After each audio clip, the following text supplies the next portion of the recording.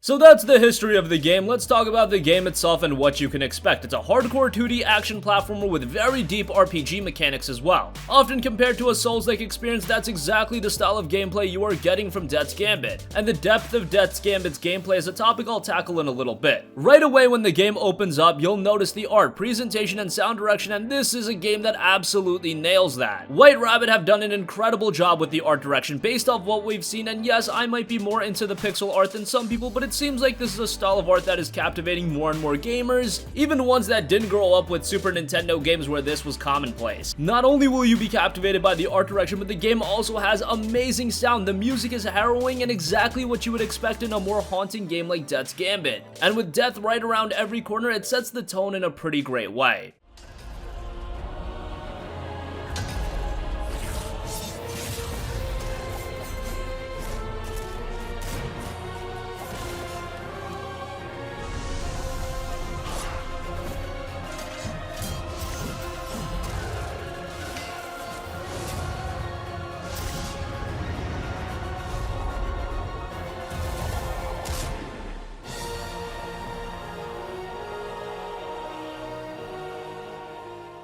Sound isn't only limited to music because even as a budget title, this game does feature voice acting, and once again, just like the music, from what I've heard, the delivery on that is very good. It gives you that haunting tone that you really want from a game like this, and while it's not a horror game per se, it's definitely a darker game than your average title.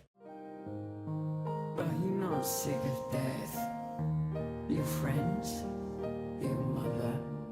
Your legacy lie in ruin? Would it be worth it then? Just to see me dead. When I am done, no one will ever fear death again. That is worth everything. People tend to relive these moments in their waning throes. In manifestation of your greatest regret.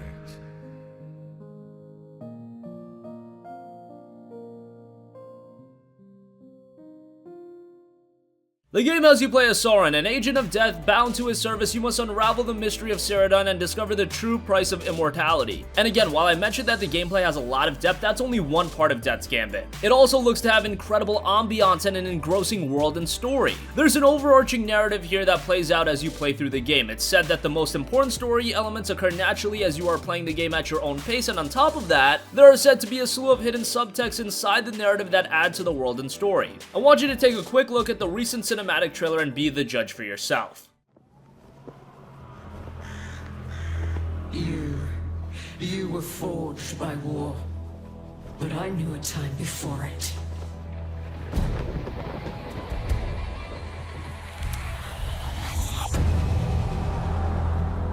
Back so soon.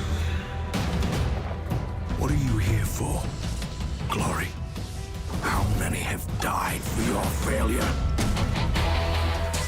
If only you could see the encroaching darkness, as I do. No outsider has ever made it to Kershora. Do you understand? You left us for dead. Tarry not in this wolf's den. How many times have you died trying to reach me? Is all your pain worth it? It's time you leave this mortal realm.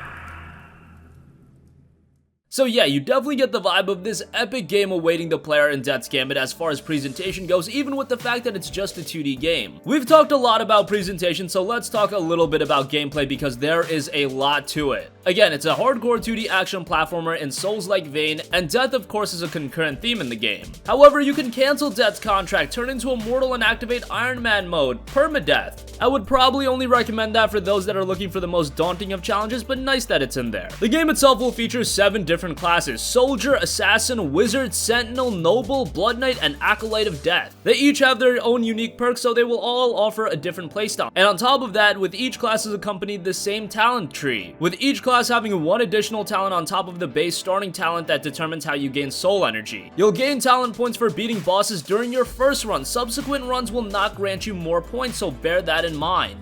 Each class will also start with a specific weapon, however you're not tied to that the entire game. You can swap weapons however you want as long as your stats meet the requirement. You've got 2 slots for different weapons, and a shield will always be available to you. The skills and abilities you have are tied to the weapon and not the class, so you do have to be mindful of what weapon you use, each of them having a set of 3 skills that alter utility, pure damage, and status effects. When you play Death's Gambit, you'll go through a standard tutorial, but then the world opens up, and this is by no means a linear game. You're gonna have a lot of options in how you explore the game when what you want to do, and it's going to really put the power in your hands and allow you to tackle multiple paths. That also lends to games having quite a bit of replay value, so that's great. And right from the beginning of the game, it's not like you're gonna have to fight mindless waves of smaller enemies. No, off the top you'll have 5 bosses that are accessible, each of them tied to a different area that has a distinctive feel and look to them that display the various themes of the game as well. And if you come across something that seems too difficult or impossible, chances are there's a different route that'll take you to your target destination.